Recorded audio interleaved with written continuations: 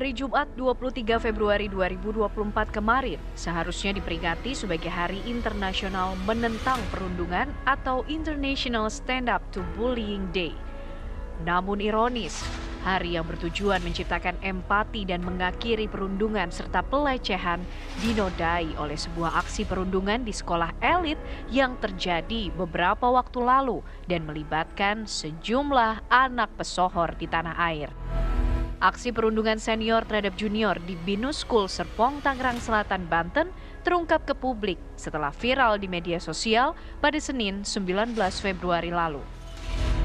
Korban yang merupakan calon anggota geng elit di sekolah tersebut disebut-sebut harus patuh melakukan beberapa hal yang diperintah oleh senior, mulai dari membelikan makanan hingga harus menerima kekerasan fisik, hingga akhirnya korban harus menerima perawatan medis di rumah sakit karena mengalami luka memar dan luka bakar akibat perundungan tersebut. Rekaman gambar aksi perundungan ini viral di media sosial. Keluarga korban pun tidak tinggal diam dan melaporkan peristiwa tersebut ke pihak kepolisian dan kasus ini tengah ditangani Polres Metro Tangerang Selatan. Lantas, bagaimana aksi perundungan ini kerap terjadi tanpa memandang strata sosial? Bagaimana pencegahan yang sebaiknya dilakukan orang tua agar anaknya tak menjadi korban ataupun pelaku bully? Tim TV One mengabarkan.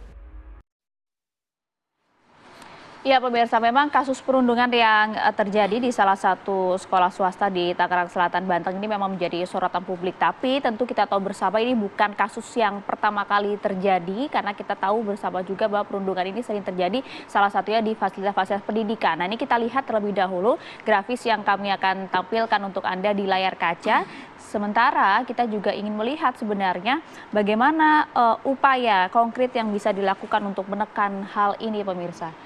Nah, ini adalah kasus-kasus perundungan yang terjadi di sekolah. Kita bisa tampilkan untuk Anda, beberapa daerah pun juga mengalami hal demikian seperti di Jawa Tengah, kemudian juga di Jawa Barat, dan juga salah satunya tentu di DKI Jakarta.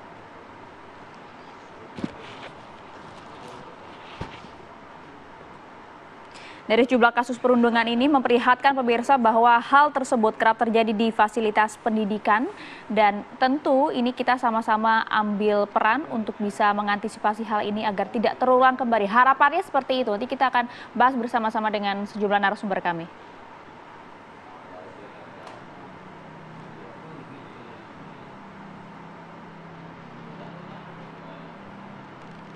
Oke, kita bahas lebih lanjut mengenai kasus perundungan. Sudah ada dua narasumber yang hadir bersama kami di studio. Ada yang pertama ada Bang Jasra Putra, ini Wakil Ketua KPAI. Pagi, Bang. Halo Bang Jasra, terima kasih sudah hadir. Yang kedua ada Mbak Ajeng Rafiando, ini seorang psikolog. Pagi Mbak Ajeng. Halo Mbak Ajeng. Cerah banget hari ini. Ya. Mbak Ajeng sama Ayah pagi hari ini cerah. Saya ke Bang Jasra dulu Bang. Kalau dari KPAI sejauh ini kan kita sudah tahu tuh polisi sudah memeriksa beberapa terduga pelaku. Sekolah sendiri sudah mengeluarkan para terduga pelaku. Tapi sampai sejauh ini kasus dari perundungan ini sudah sampai tahap mana? Ya, jadi kasus yang di Tangerang Selatan ini kan memang mengejutkan kita ya. Ya. Betapa aksi perundungan itu tidak mengenal sekolah elit gitu ya, atau sekolah negeri atau sekolah lainnya gitu ya. Artinya apa? Memang data perundungan di kita dan termasuk juga di Kemendikbudristekdikti memang besar datanya. Dan ini sudah kita kasih alarm darurat kekerasan di satuan pendidikan gitu ya. Dan bahkan Mas Menteri menyebutkan 3 dosa pendidikan, salah satunya ada perundungan. Nah yang kedua, ketika kasus ini dilaporkan ke kita sudah melakukan pengawasan baik ke sekolah maupun ke kepolisian gitu ya. Ada beberapa hal, satu memastikan korban tertangani secara baik sesuai dengan Undang-Undang Perlindungan Anak. Baik itu hak atas kesehatannya dipastikan pulih, kemudian pendampingan psikologinya, kemudian tentu mendapatkan keadilan. Itu saya pikir itu akhir dari penyelesaian kasus ini. Dan terkait keadilan itu kepolisian sudah melakukan penyelidikan dan sudah memeriksa ya terduga pelaku yang ada di video itu. Ada sekitar 11 orang, 8 usia anak, sisanya sudah lewat usia anak. Tentu kita tunggu hasil penyelidikan kepolisian seperti apa. Di samping lain tentu kita memastikan agar dalam kasus ini karena semuanya adalah usia anak, dipastikan penanganannya sesuai dengan sistem peradilan pidana anak, Mas Bayu. Oke, itu kan artinya KPAI juga sudah ikut mendampingi kasus ini. Tapi dari versi yang mungkin diterima oleh KPAI, secara kronologis bagaimana sih? Iya, ya. Karena kan banyak ceritanya? yang beredar di media sosial, kita tentu ingin pastikan lagi seperti apa. Iya, kronologis yang kita dapatkan dari kepolisian itu peristiwa itu kan ada dua kali ya. Satu di tanggal 2, kemudian terakhir puncaknya itu di tanggal 13. Setelah tanggal 2 itu Ananda ini kan melapor ke kakaknya, dia mengalami perundungan. Tanggal 2 itu apa yang terjadi? Dia sudah dibully, kemudian ada aksi kekerasan juga gitu ya. Kemudian sayang itu tidak melapor ke sekolah gitu. Jadi kalau memang ada tim percepatan penanganan di satuan pendidikan seharusnya kan ke sekolah melapornya, tapi justru ke kakaknya. Nah, terduga pelaku ini mengetahui itu laporan kepada kakaknya dan itu menjadi puncak di tanggal 13 itu. Sehingga anak itu mengalami situasi-situasi yang teman-teman sampaikan melalui pemberitaan gitu ya. Yang saya kira ini bully-nya memang bully agak ekstrim ya. Itu yang videonya beredar itu, Bang, ya? Ya, tanggal 13 ya? Ya, di tanggal 13 ya. Oke, jadi si terduga pelaku ini sudah mengetahui ya bahwa korban lapor pada kakaknya sehingga akhirnya pada saat itu dibully akhirnya ya? Ya, jadi lanjutan dari peristiwa itu. Oke. Dan itu nampaknya bukan yang pertama kali terjadi terhadap si korban ini ya? Ya, beberapa kasus bully biasanya tidak sekali dua kali. Ini situasi puncak yang tidak terurai dan tidak tertangani sejak awal. Jadi pasti berulang dan kalau kita lihat di video yang sudah menjadi salah satu alat bukti kepolisian itu, ini kan dilakukan secara bersama-sama gitu ya. Kalau dia sendiri saya kira tidak bisa juga melakukan bully. Pasti dia bersama-sama berulang. Ada relasi kuasa yang tidak seimbang gitu ya, dan ada tempat-tempat khusus yang ini tentu kita sudah mendatangi TKP juga warung itu, dan memang pemilik warung itu katanya dia nggak tahu peristiwa itu, tapi menurut saya ya tentu ini menjadi pendalaman kepolisian lah. Ya, gitu, jelas TKP di sana begitu ya. Nah, termasuk itu Mbak Ajeng tadi sampaikan ini memang biasanya terjadi berulang-ulang dan juga ada satu tempat yang mungkin dijadikan markas begitu ya. Karena kita tahu beberapa aksi perundungan termasuk juga yang terjadi di wilayah Tangerang Selatan ini terjadinya TKP-nya memang tidak berada di sekolah. Nah, apa yang bisa disoroti dari sini Mbak Ajeng? Kita melihat bahwa ini kan usianya remaja ya. Di saat usia remaja tentunya pergaulan sosial menjadi sesuatu hal yang penting. Dimana kadang-kadang teman itu sudah seperti dewanya gitu ya. Apalagi ketika misalnya ada suatu geng tertentu yang terlihat keren, kesannya jagoan, gitu ya. punya power gitu ya. Kayaknya teman-teman di sekolah melihatnya seperti apa. Pasti ada kecenderungan untuk ingin terlibat atau bagaimana caranya supaya bisa paling tidak diakui gitu ya. Dan itu sebabnya kadangkala kalau kita lihat perundungan yang dilakukan oleh kelompok itu biasanya akan ada tujuan tertentunya. Termasuk bagaimana secara psikologisnya apakah yang namanya bullying ini dianggap sebagai sesuatu yang merugikan orang lain, menyakiti orang lain, atau justru bisa dianggap sebagai sarana ataupun alat untuk bisa mencapai tujuan tertentu. Waduh. Iya. Apalagi sudah melibatkan kekerasan fisik. Betul. Gitu ya, Mbak ya? Jadi biasanya ketika dianggapnya sebagai sarana tadi bisa dianggap sebagai keren atau jago, punya power di sekolah, dianggap sama teman-teman yang lain sebagai sesuatu yang berbeda gitu ya. Itu bisa aja orang yang tadinya tidak berniat melakukan bullying tuh juga bisa jadi ikut-ikutan juga melakukan itu. Makanya tadi bersama ya gitu ya, nggak cuma sendiri kan. Nah, tapi saya juga nanti kita akan mendalami begini, apakah dengan aksi-aksi bullying terutama dalam sebuah komunitas begitu, terutama dari komunitas sekolah, ada indikasi sudah dilakukan secara turun-temurun tidak? Nah, kita bahas tadi ya. Tapi kami harus jeda terlebih dahulu, kami akan kembali sesaat lagi.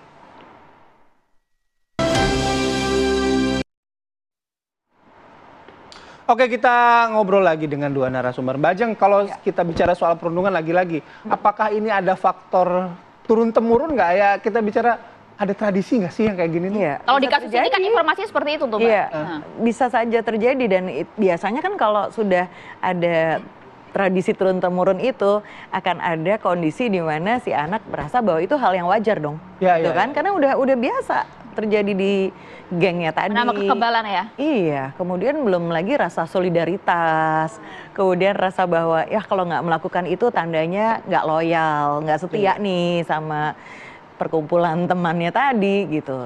Ya kalau misalnya udah turun-temurun kok rasanya agak susah juga ya memutus rantai bullying itu. Iya nggak sih, Mbak? Terus terang tidak mudah, karena saya juga pernah menangani misalnya kayak perkelahian antar sekolah gitu ya. Iya, iya. Itu kan banyak yang sebetulnya turun-temurun, nggak tahu apa-apa, tiba-tiba Ejak disuruh ikutan untuk ya begitulah gitu. Ya. Kalau aksi-aksi seperti itu kan biasanya kadang itu ya Mbak dilakukan di luar lingkungan sekolah.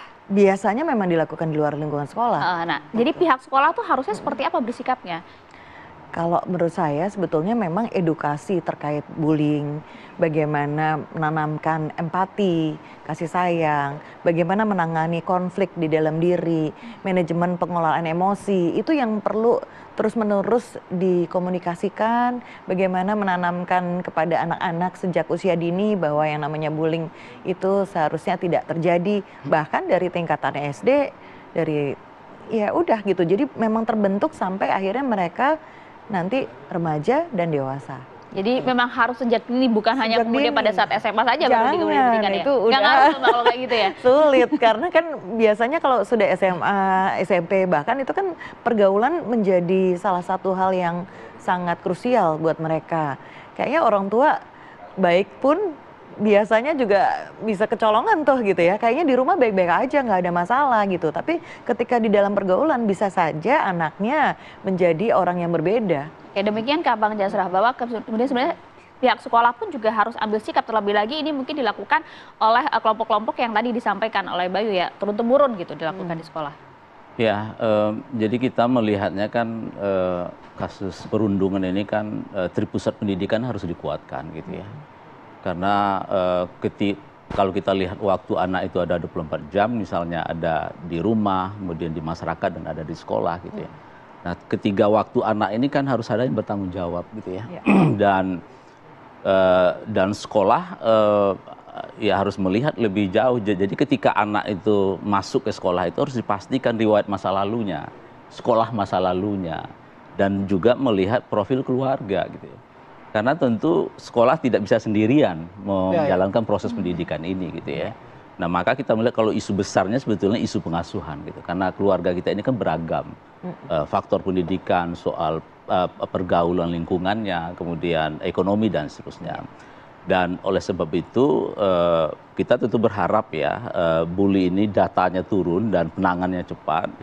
Dan kita sudah memiliki kebijakan Permendikbud 46 tahun 2023.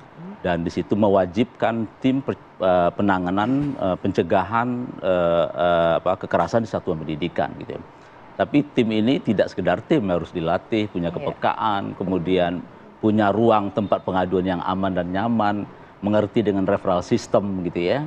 Jadi sekolah tidak hanya melihat bisnis sekolahnya aja gitu, tapi juga melihat satu persatu keunikan anak-anak ini gitu. Sehingga kita bisa memutus mata rantai kekerasan yang meregenerasi ini gitu ya. Dari penyelidikan Anda, sistem ini sudah ada tidak di sekolah BINUS ini? Ya, tim TPPK-nya udah ada, kita sudah bertemu, tapi setelah kita dalami belum efektif gitu ya. Seharusnya kan dari 2 peristiwa tanggal 2 dan 13 ini, di tanggal 2 itu kalau memang tim ini efektif sudah dilakukan pencegahan sehingga tidak berulang di tanggal 13 itu gitu. Nah, itu soal kepekaan itu Bang Jasra gini.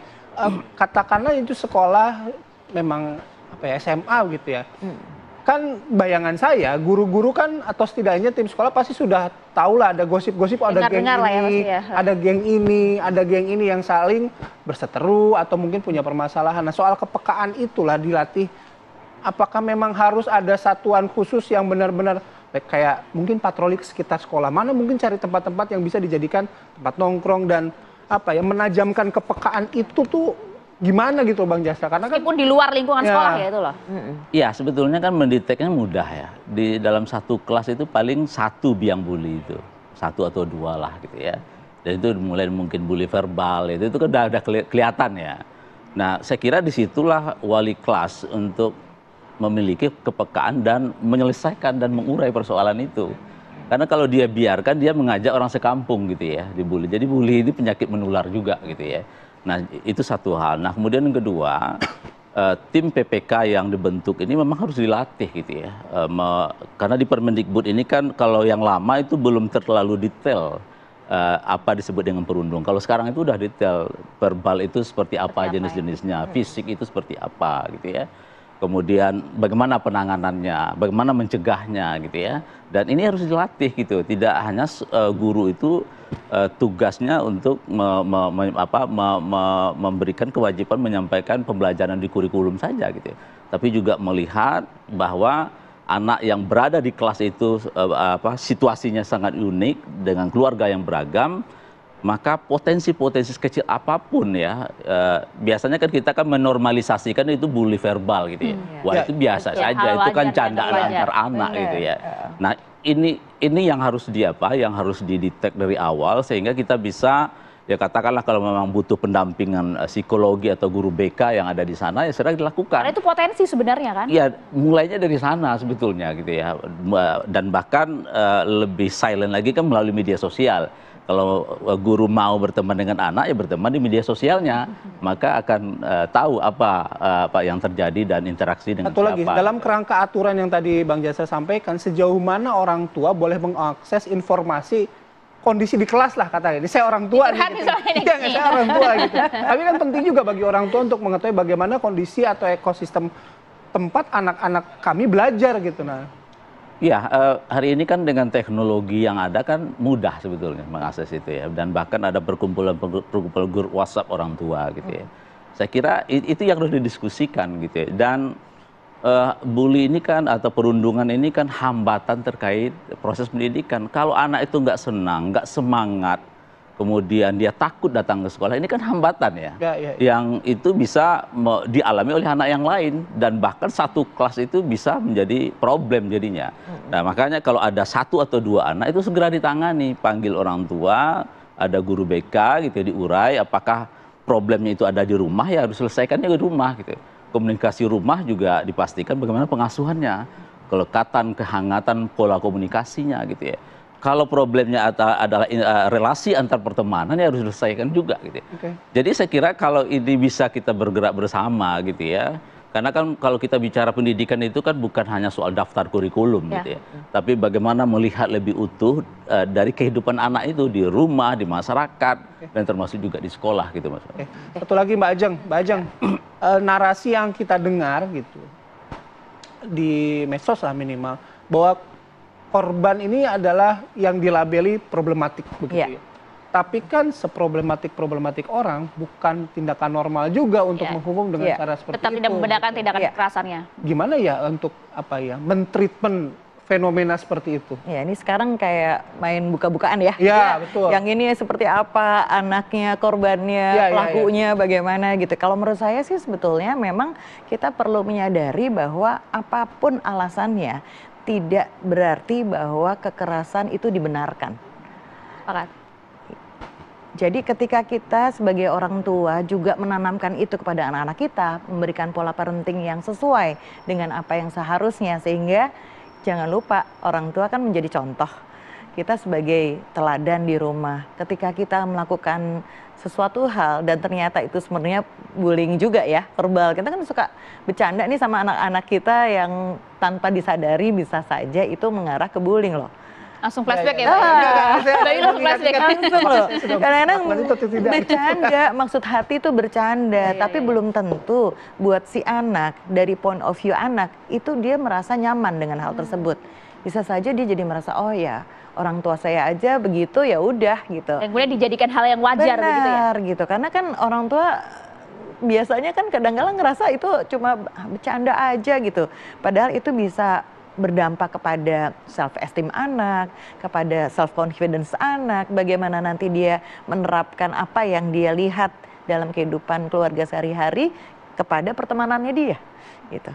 Nanti dalam pergaulan akan seperti apa? Apakah dia berempati dengan kondisi seperti itu? Atau justru jadi penonton juga ya ketika terjadi perundungan, tidak melakukan sesuatu hal, kemudian akhirnya normalisasi perundungan bisa terjadi di mana saja. Ya, artinya sekali lagi peran orang tua, pihak sekolah lagi-lagi kontrol ini harus kemudian dikedepankan ya, terlebih Betul. untuk anak-anak yang usia remaja gitu ya Mbak ya. Benar. Baik, terima kasih banyak Mbak Ajeng. Terima kasih Maria.